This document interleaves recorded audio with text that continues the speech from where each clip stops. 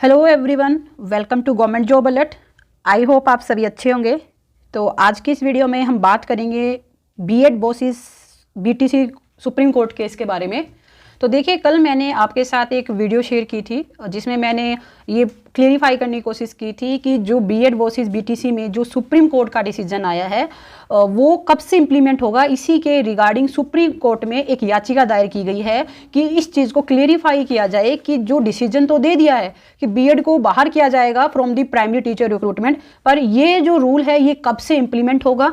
और देखिए, इसका वेट बहुत सारे कैंडिडेट कर रहे हैं, क्योंकि ऐसे बहुत या फिर मैं कह सकती हूँ लाखों कैंडिडेट है जिनका फ्यूचर सुप्रीम कोर्ट के डिसीजन पे एकदम से बेस्ड है कि जो भी सुप्रीम कोर्ट डिसीजन लेगा उसी के बेस पे उनका अब फ्यूचर जो है वो डिफाइन होगा कि आगे उनकी लाइफ में क्या होगा। क्योंकि बहुत सारे ऐसे कैंडिडेट हैं जो कि बीएड जिन्होंने की हुई है और जो ऑलरेडी वर्किंग भी है, काफ़ी ऐसे कैंडिडेट हैं जो कि अभी ज्वाइनिंग का वेट कर रहे हैं, जिसमें मैं बिल्कुल बता सकती हूँ कि ईटीटी 23 जोन के कैंडिडेट है स्पेशली। तो और इसके अलावा भी देखिए, काफ़ी ऐसे और भी डिफरेंट स्टेट्स में ऐसी रिक्रूटमेंट है जहाँ पे बीएड कैंडिडेट को लेकर काफ़ी सस्पेंस बना हुआ है कि उन्हें ज्वाइनिंग दी जाएगी भी या नहीं। तो इसी को लेकर देखिए, आज सुप्रीम कोर्ट में सुनवाई हुई और अप्रोक्सीमेट 15 to 20 मिनट्स तक सुनवाई चली। यानी कह सकते हो कि सुप्रीम कोर्ट में एक अच्छी खासी टाइम पीरियड के देखिए दिया गया इस केस को। क्योंकि अक्सर देखिए, क्योंकि सुप्रीम कोर्ट में ऑलरेडी इतने सारे केसेज है और किसी केस को अगर 15 से 20 मिनट मिल रहे हैं सुनवाई के लिए, तो ये अपने आप में काफ़ी अच्छा टाइम पीरियड है। और देखिए, दोनों तरफ की पार्टीज ने अपनी तरफ से बहुत अच्छे वकील हायर किए हुए थे और काफ़ी अच्छी जो एक कह सकते हो कि दोनों पार्टी ने अपना अपना पक्ष भी रखा। पर देखिए, जैसे आपको पता है कि जो कैंडिडेट है जिन्होंने अर्नब घोष जी जिन्होंने ये केस फाइल किया था, वो एक वेस्ट बंगाल के कैंडिडेट है जिन्होंने ये क्लेरिफाई करने के लिए याचिका दायर की थी कि प्लीज़ ये क्लेरिफाई कर दीजिए कि बीएड के कैंडिडेट को कब से बाहर माना जाएगा from the primary teacher recruitment. यानी कि वो कौन सी डेट होगी जिसके बाद इन्हें मौका नहीं मिलेगा प्राइमरी टीचर की रिक्रूटमेंट में शामिल होने का। तो देखिए, इसके बाद देखिए दोनों पार्टी में बहस चली। बेसिकली मेन मुद्दा यही था कि बीएड के जो भी कैंडिडेट कह दूं या फिर बीएड के जो भी पक्ष रखने वाले जो भी वकील्स हैं, वो 11 अगस्त के बाद बार बार सुप्रीम कोर्ट में याचिका दायर कर रहे हैं कि इस पे सुनवाई की जाए, इसको अच्छे से इस डिसीजन को रिव्यू किया जाए। एक तरीके की रिव्यू पिटीशन बार बार फाइल की जा रही है। और इसी को लेकर देखिए, जो डीएलएड के जो वकील थे उनका पक्ष ये था कि इस तरह से जो बीएड के जो वकील है या फिर बीएड के जो अभ्यर्थी है वो ये चीज़ करके बार बार क्या कर रहे हैं कि सुप्रीम कोर्ट का टाइम वेस्ट कर रहे हैं, क्योंकि ऑलरेडी सुप्रीम कोर्ट इस पे अपना डिसीजन सुना चुका है। और अगर देखिए, अगर सुप्रीम कोर्ट अपनी तरफ से अगर बीएड के जो वकील है उनकी याचिका अपनी तरफ से डिस्पोज ऑफ कर देते हैं, खारिज कर देते हैं, तो उसका सिंपल सा मीनिंग है कि वो बाद में फिर से दोबारा से याचिका नहीं लगा सकते। पर देखिए, आज फिर से यही हुआ कि जो बीएड के जो वकील थे वो खुद अपनी तरफ से रेडी थे कि हम अपनी जो एसएलपी है उसे वापस ले लेंगे और जो भी हमने अभी तक जो एसएलपी लगाई उसे वापस ले लेंगे। बट डीएलएड के जो वकील थी उनकी यही थी कि सर, ये ऐसा करके बार बार टाइम वेस्ट करते हैं सुप्रीम कोर्ट का, आप अपने बिहाफ पे इनकी जो एसएलपी है इन्हें प्लीज इसे खारिज कर दीजिए। तो देखिए, ऐसे करते हुए काफ़ी लंबे टाइम तक इसके ऊपर बहस हुई और एक अच्छी खासी बहस देखने को मिली। और उसके बाद देखिए, जो जजेस थे उन्होंने क्या किया, जो याचिका थी उसे डिस्पोज ऑफ कर दिया। एज यू कैन सी कि यहाँ से आप पूरी ये मैंने ऑफिशियल वेबसाइट ही ओपन की हुई है सुप्रीम कोर्ट की, और आप यहाँ पे देख पाओगे कि डायरी नंबर भी देख पाओगे, जो केस नंबर है वो भी, और यहाँ पे आप देख पाओगे कि डिस्पोज ऑफ मेंशन किया हुआ आ रहा है। अब देखिए, डिस्पोज ऑफ तो हो चुका है, पर इसका मीनिंग क्या है, मतलब डिस्पोज ऑफ कर दिया, इसका क्या मीनिंग है। मेन केस तो यही था ना कि क्लियरिफाई किया जाए कि किस डेट से बीएड के कैंडिडेट को बाहर किया जाएगा। तो देखिए, मैं आपको क्लियरली बताती हूँ अभी तक की जो प्रोग्रेस रही है उसके बिहाफ पे। 11 अगस्त 2023 को सुप्रीम कोर्ट ने कंप्लीटली बाहर कर दिया था बीएड के कैंडिडेट को from the primary teacher recruitment, ठीक है।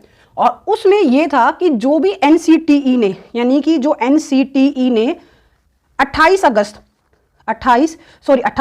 जो जून में जो नोटिफिकेशन लेके आई थी 2018 में, ये जो नोटिस है इसे क्या कर दिया, खारिज कर दिया था कि 28 जून 2018 को जो नोटिस जारी किया था एनसीटी ने कि बीएड के कैंडिडेट अब क्या कर सकते हैं कि प्राइमरी टीचर बनने के लिए भी एलिजिबल है, इसी नोटिस को खारिज कर दिया। तो जब ये नोटिस ही खारिज हो चुका है तो ऑब्वियस सी बात है कि जो बीएड के कैंडिडेट है वो जिन्होंने 2018 के बाद, यानी ये नोटिस आने के बाद जिन्होंने ऑलरेडी ज्वाइन कर लिया है या फिर जो ज्वाइनिंग का वेट कर रहे हैं, वो सभी डिस्क्वालीफाई कर दिए गए हैं। यानी कि जो टीचर ऑलरेडी वर्किंग में हैं। देखिए इसमें मैं एक किसी स्टेट की बात नहीं करी, सभी स्टेट्स की बात कर रही हूँ मैं।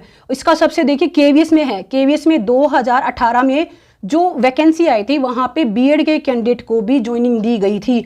तो अब जो ये डिसीजन आया है इसमें एनसीटी के जो भी गाइडलाइन थी उसे ही खारिज कर दिया गया, यानी कि जिस नोटिस के बिहाफ पे बीएड के कैंडिडेट को ज्वाइनिंग दी गई थी वो नोटिस ही खारिज कर दिया गया। तो अब उन सभी बीएड कैंडिडेट जिन्होंने बीएड की हुई है बट वो एज ए प्राइमरी टीचर कहीं जॉब कर रहे हैं, उन सब के लिए एक बहुत बड़ा क्वेश्चन मार्क खड़ा कर दिया है कि अब उनका फ्यूचर क्या होगा, क्योंकि बीएड के लिए जो नोटिस था उसे खारिज कर दिया गया है। बीएड के कैंडिडेट को कंप्लीटली बाहर कर दिया गया है प्राइमरी टीचर रिक्रूटमेंट। और इसी के साथ देखिए ईटीटी 23-24 के जो कैंडिडेट है तो उनके लिए भी ये बहुत, बीएड के जो स्पेशली कैंडिडेट है उनके लिए बहुत बड़ा क्वेश्चन मार्क है कि अब उनका क्या होगा, क्योंकि सुप्रीम कोर्ट ने एनसीटीई के जो नोटिस है, जिस नोटिस के बिहाफ पे बीएड कैंडिडेट बार बार बोल रहे थे कि देखिए एनसीटीई ने ही नोटिस जारी किया है हमें प्राइमरी टीचर रिक्रूटमेंट के लिए, उस नोटिस को ही खारिज कर दिया है। तो अब बीएड के कैंडिडेट के लिए सब जगह मान के चलिए क्वेश्चन मार्क खड़ा हो चुका है, उन्हें अब रिक्रूटमेंट से बाहर किया जाएगा। देखिए केवीएस में तो 5 साल हो चुके हैं कैंडिडेट को जॉब करते हुए, 5 साल के बाद अब उनकी नौकरी खतरे में पड़ चुकी है। और देखिए इसी के साथ मध्य प्रदेश में भी बीएड के कैंडिडेट को ज्वाइन करवाया गया था, अब उनके लिए भी बहुत बड़ा खतरा खड़ा हो चुका है कि अब उनकी लाइफ में आगे उनके फ्यूचर में क्या होगा। बाकी देखिए आज शाम तक या फिर कल सुबह तक ये जो भी सुप्रीम कोर्ट के जो ऑर्डर है, जो रिटर्न में जो ऑर्डर है वो जारी कर दिए जाएंगे। और जैसे ही ऑर्डर जारी किए जाएंगे मैं आपके साथ जो भी ऑर्डर जारी किए जाएंगे उसको मैं आपके साथ लाइन टू लाइन डिकोड करके मैं आपको बताऊंगी क्या पूरा मैटर है, बीएड के कैंडिडेट के लिए क्या पक्ष रखा गया, डीएलएड के लिए क्या रखा गया और एट द एंड इसका क्या सोल्यूशन निकला है। जो भी डिसीजन, जो भी ऑर्डर होगा वो भी मैं आपके साथ कंप्लीटली शेयर करूंगी। तो देखिए अब ये तो मैंने आपके साथ क्लियरिफाई कर दिया कि अभी तक की जो प्रोग्रेस क्या रही है सुप्रीम कोर्ट के ऑर्डर में जो आज सुनवाई थी। अब देखिए डिफरेंट टाइप के कैंडिडेट आएंगे, कुछ जो बीएड के कैंडिडेट होंगे वो बेसिक बात है कि आज उनके जो उन्हें ये जो डिसीजन रहा है उनके लिए कहीं ना कहीं बुरा रहा है, तो अब वो कमेंट करने आएंगे कि आपको तो पता नहीं है, आप इसकी अच्छे से स्टडी करो। देखिए मैं स्टडी करके ही मैं आपको बता रही हूँ, जो चीज़ एक्चुअल में रियल जो फैक्ट है ना मैं वो आपको बता रही हूँ। और सेम देखिए जो भी कैंडिडेट है वो एक्चुअली एटलीस्ट स्टडी करे उस चीज़ को कि क्या जो आप बोल रहे हो क्या वो कहाँ तक ठीक है। आप ऐसे मतलब कुछ भी कमेंट करोगे आपको लगता है कि चलो हम जो कर रहे हैं वही सही है, नहीं ऐसा नहीं है। जो रियल जो फैक्ट है ना मैं आपके साथ वो मैं बता रही हूँ, जो एक्चुअल में जो हुआ है, जो आज सुप्रीम कोर्ट में हुआ, जो 11 अगस्त 2023 को सुप्रीम कोर्ट में हुआ और जो आगे होने के चांसेस है वो मैंने आपके साथ शेयर किए हैं कि जो रियल में जो इंफॉर्मेशन है। अब आपको आप इस चीज़ को किस वे में लेते हो ये देखिए आपकी मर्जी है।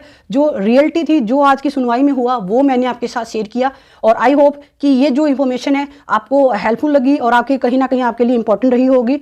और अगर ये वीडियो आपको अच्छी लगी तो इस वीडियो को अपने फ्रेंड्स के साथ जरूर शेयर करें, स्पेशली ईटीटी 23-24 के जो कैंडिडेट है या फिर ऐसे कैंडिडेट जो कि केवीएस में वर्किंग है या फिर ऐसे कोई भी कैंडिडेट जो कि बीएड किए हुए है और जो प्राइमरी टीचर में एज ए टीचर वर्किंग है या फिर ज्वाइन करने वाले हैं, उन सब के साथ, ताकि उन सब तक इंफॉर्मेशन पहुंच सके। आई होप ये वीडियो आपके लिए इंफॉर्मेटिव रही। Wish you all the best. Thank you.